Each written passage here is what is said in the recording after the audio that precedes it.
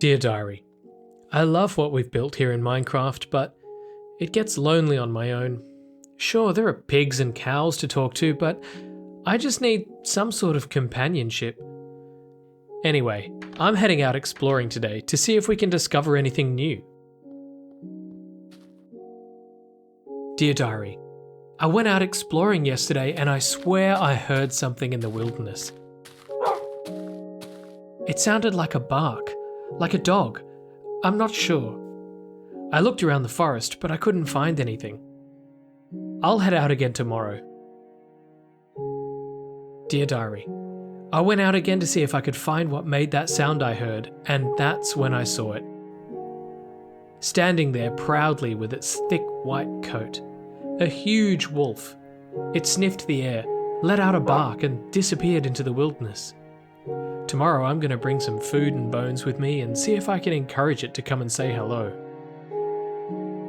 Gonna get us a doggy!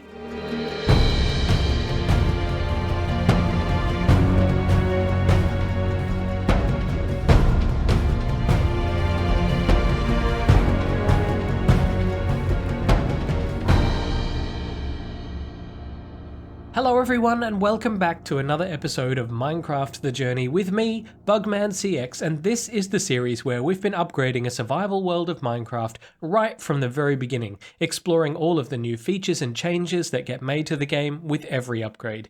And today is no different. We're in beta 1.4_01 and today we're going to get ourselves a new companion. That's right. No more long nights up here in the bedroom crying myself to sleep. We're gonna get us a doggo. In beta 1.4, the wolf was first introduced to Minecraft, and before we head out to try and find one for ourselves, I thought we should have a look at some of the history of the wolf, because as we've seen before, we often get glimpses into the development of the game before the versions would come out publicly, and with beta 1.4, it was no different. So let's start with wolves. Where did they come from, and why were they added to the game? This goes back to a story from Notch, who didn't reveal too many details at the time, but he'd been travelling to the US for the 2011 Game Developers Conference and ended up having breakfast with one of his idols. On his blog, Notch wrote, "Monday morning, I met one of my idols for breakfast and kinda promised him that I'd add pet dogs to Minecraft. So I guess that's happening." It was a little while before we'd heard anything else, but a few weeks later, Jeb first tweeted about this new mob. I've mentioned before that, just like they are today, the developers are always very open with the community about upcoming features, maybe even more so than today, but there would always be some interesting tweets or information about what was being worked on and planned for the next release. In his tweet, Jeb said, God damn it, trying to create the wolf/dog mob, but it either keeps looking like a baby bear or some kind of freak sheep. I need lunch." By the way, that is the best impression of Jens you're ever going to hear. So I guess it was Notch who decided what was going into the game, but Jeb who had to do all of the work. Jeb followed this tweet with, "The difference between a bear and a wolf is probably very subtle. I just need to find the correct box or pixel that needs changing." And then finally Jeb posted a tweet directed at Notch saying, "Okay, don't laugh. I just tried to make it white and non-bearify it. Didn't turn out well." And this was the first time that we'd actually seen the wolf, and here's that screenshot. The model looks fairly similar to the wolf we know, but I can definitely see that bear resemblance with the snout and the darkened fur. The colour of its coat looks a lot more mixed, and I can see what Jeb was going for here, because if you Google for pictures of real wolves, most of them have a darker face with a lighter coloured belly, but maybe this wasn't quite working for the pixelated world of Minecraft. The next day we got a few more updates on the wolf, with Jeb tweeting, "Wolf in progress. Yes, it knows sit." It looks like some of the darkened coat colours have remained, and I kind of like this one because the coat looks a lot less clean to what we see today, sort of more of what you'd expect to find. What's also interesting here is that in Minecraft I've never seen a wolf sitting before. As you probably know, when a wolf is tamed, its eyes change shape, giving it a more puppy dog look, so to see a wolf in a sitting position is something new to me. A couple of days later, Jeb tweeted again, and we finally got to see a video of the wolf. What was covered in that video is basically the same as the behaviour we find in the final game, so I'll post a link to it in the description if you want to check it out for yourselves. But for now, I think we're going to have to go off and find our own wolf. This is exciting. I can't wait to go and find us a wolf. Now I need to head here to the storage hall because I need to figure out what we're going to bring. So I think we probably need some food. So I will take these delicious cooked pork chops with me. Now maybe they'll be for me, maybe they'll be for a wolf, I don't know. But up here I also have some bones which I've collected from some skeletons. I think those are going to come in very handy. And I also think that since we're heading out into the wilderness, we are going to need to take a bed with us because if it does get to nighttime, I really don't want to get caught out and be killed by skeletons. All right, let's head out into the wilderness and see what we can discover. Now, yesterday I was writing in my diary and I'd said that I had spotted a wolf out here in this area. It wasn't too far away from the main house. It was just over this hill and in the foresty area just beyond here. But the interesting thing, oh, you can see I'm working on my new portal network as well. But that's a topic for another day. One of the things about wolves in beta 1.4 is that they behave just like other passive mobs around the world, which means that they can spawn in anywhere, anytime, but they can also despawn as well. So it's quite possible that the wolf that I saw yesterday is nowhere near this area anymore. Now, that could mean that it's going to take anywhere from minutes to hours to try and find another wolf, and I'm just going to have to wander around this area and maybe other areas until I encounter one. So, it's a good thing I packed my walking shoes.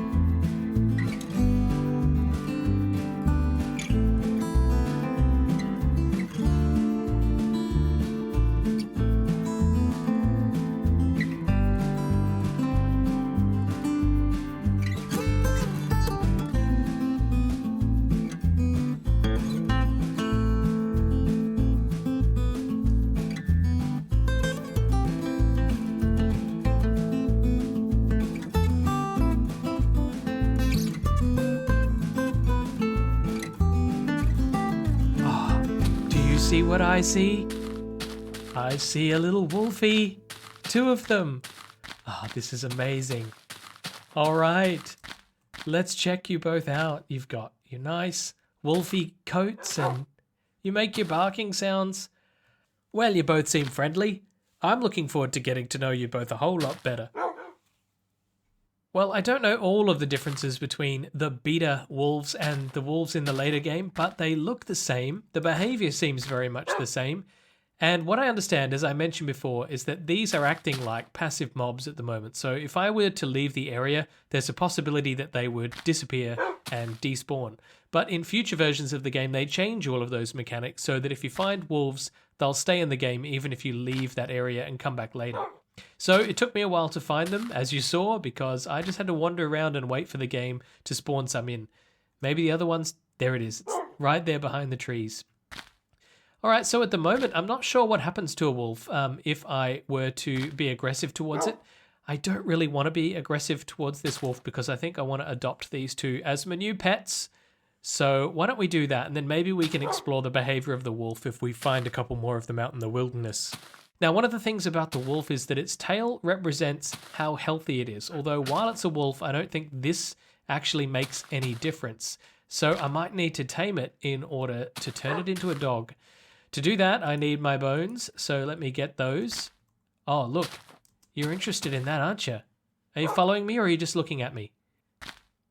And if I take the bone out of my hand, look, its head tilts whenever I have something that interests it in my hand. Come back here. How about you? Come back here, Wolfie. Do you like this bone? Okay, you're more interested in crawling under that bush. Come here, come here. Come here and look at me. All right, let's tame you. Let's just do it. That one didn't work. That one didn't work. What? Right, come on, come on. That one didn't work. That one didn't work. That one worked. Oh, we have our first dog. Hello. And you're automatically sitting down, and now you should just follow me everywhere I go, right? If I go up here, you follow me. Let's find that other wolf because we wanna tame that one too. Hello. Come here, come here. Be my doggy. Oh, look. Oh, that's weird. Well, I don't really know how to tell them apart, but I think we definitely need to call this one Trampoline, and I'm not sure what we'll give this one the name of yet. This was the first one that we tamed. This was the second one. You seem to have... Okay, look, let's release you from this. There you go. You're back to normal. All right, let's take these two and see if we can discover some of their behaviors. Oh, it's so nice to have these two just following me around. Now, I know that Jens did a lot of work on the dog when he was introducing it into the game, and I actually think he's pretty good at mob development because he thinks about the features that he wants the mobs to emulate and does a pretty good job of it. So, for example, if I jump into the lake here, the dogs should follow me, and the dogs should be able to swim. Yes, there they are, swimming away. Oh, you can hear it there. I don't know why they're making that sound in the water, but if they get out of the water, they should shake themselves off, which I just think is a really, really nice touch for this mob. Look how much they enjoy that water. The fact that they're making that sound in the water is definitely a bug. And you didn't even shake off. There you go. That is such a nice touch. Oh. Well, as we saw there, the dogs are prone to taking damage. And one of the interesting things about dogs taking damage is that their tails will drop lower and lower with their less and less health. So at the moment, this looks pretty neutral. It's not raised, but I might feed them anyway. Let's see if they eat raw meat or cooked meat. I'm not sure, really. Let's try you. Okay, I fed you, and your tail went up by about a notch. And can I also feed you... I think you ate that and also sat, but that was a bit weird. Maybe you sat because your health was full. Let's try you. Okay. And what about a cooked one? Oh, I ate that myself. All right, here's another cooked pork chop. Let's see what happens to you. I think that when they reach full health, they just sit. Now, these dogs are my trusty companions, so they should follow my every command. If I attack this pig, where are you dogs? Come up here. If I attack this pig, you should both go for it and go in for the kill. Oh, the pig outsmarted you. Oh, but there we go. Okay, thank you for that. Now that pig didn't drop any pork chops, but if I continue to punch the pigs around here, the dogs should continue to attack them and I should eventually, yep, there we go. Oh, this is just great. They're here for my convenience. Chickens. Get 'em, dogs. How about a sheep? Oh, you're supposed to herd 'em, not kill 'em. You want to take on a cow? I know they're twice your size, but all right, let's do it. Get in there, get in there. Oh, you're killing machines. All right, it's the part of the video that I have been regretting. This is a wild wolf, and I have put my dogs away. Actually, they're over there, so they might still come over and attack. Hey, where did it go? Okay, here you are. Now, I need to find out what happens if I attack the wolf.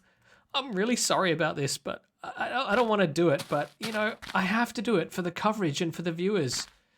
All right, ready? Oh, it goes rabid. Oh, no, it's attacking me now. Oh, gosh, look at it. Oh, listen to that growl. Look at those eyes. Oh, you're going to kill me, aren't you? You are absolutely going to kill me. I totally deserve that. I didn't want to kill that wolf, so I was happy to let it kill me. I've head outdoors and I have a full supply of food and also armor because we've seen these dogs in action against the passive mobs But I'm keen to see what happens when we head out into the evening and get attacked by some hostile ones. Well, it looks like we have our first contender here, and at the moment this zombie has not laid a finger on me, but I think that as soon as it does, yep, those dogs, they go into full attack mode. Your health looks down, so I've got to look after you. That's one thing to keep an eye on, especially when you're dealing with these hostile mobs, because they can fight back. So let me just make sure that you get oh, I ate that one, I'm sorry. That you get a bit of healing, and also you get a bit of healing. Ah, that's much better. There is one other mob that I think these two dogs are going to be very interested in, and that is the skeleton. I don't see any around here, but the reason I think they'll be interested in it is because... Oh, hello, here comes one. Is because the skeletons... Hey! Well... Oh, ow, no. Oh, that was very close. I did not want my dogs to die. Your health is right down. I just fed this one 3 cooked pork chops and its tail still isn't even full. So I think one of the dilemmas about taking dogs out, especially at night time, is that I have to budget for 3 hungry mouths, the 2 dogs and myself. And that's a lot of food to carry, especially considering that each cooked pork chop or each food item takes up 1 slot in my inventory. So I'll run out of food very, very quickly. I suppose the saving grace is that I can still kill pigs along the way, but even then, I've still got to find them and kill them. So, you may be more trouble than you're worth, and I may have to be selective about where I take you. I think perhaps a really great mechanic for these dogs might have been that if the dog attacks another mob and it kills the mob, for example, if we just take this poor little chicken here. Oh, I can't hit the chicken. There we go. And if one of the dogs were to get the killing blow of that chicken, I think it would be good if it regained a little bit of health out of it, because that way you don't have to worry so much about their overall health. You just have to manage it if their tails are down, and they'll be able to recover it on their own as they do their job as guard dogs. But unfortunately, it doesn't work that way. Now there's a zombie down there, and I assume if I use my arrow, they will also target the zombie? No? You're not interested? We're just going to have to do this the old-fashioned way.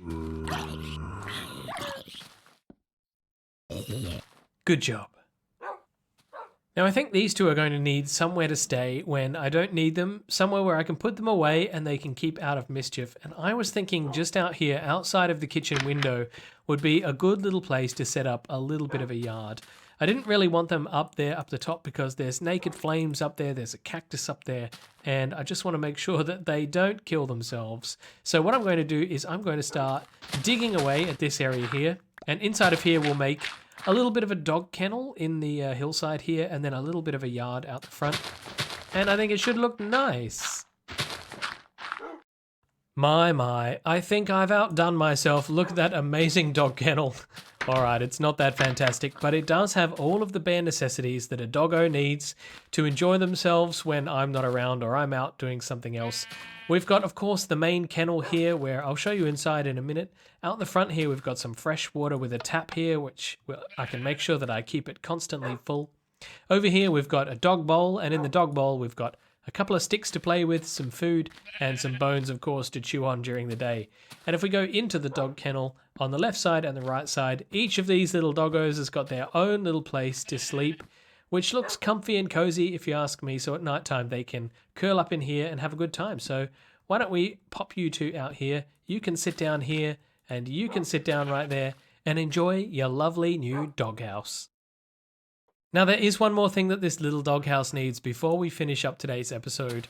We need to give these two names. Now I've already decided that one of them, which likes to jump around, I'm going to call that Jumpy, not Trampoline, that's just too much of a mouthful. So you are called Jumpy, but you don't have a name. So I would like everybody to please leave a comment and let me know what you think the other dog should be called. Because we've got Jumpy and...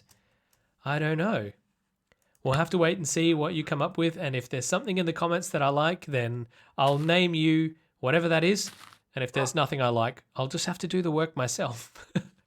But until the next episode, I hope you enjoyed yourself. If you're new to the channel, then of course, subscribe if you haven't already so that you can get updated whenever I put an episode out. There are links to my Patreon down below and also links to my Discord down below as well. And if you enjoyed yourself, thank you so much for watching. Before I go, I would like to say an extra special thank you to my amazing Patreons. You might notice that the screen has increased a little bit because we've had a couple of new ones who I'm really happy to see that family growing.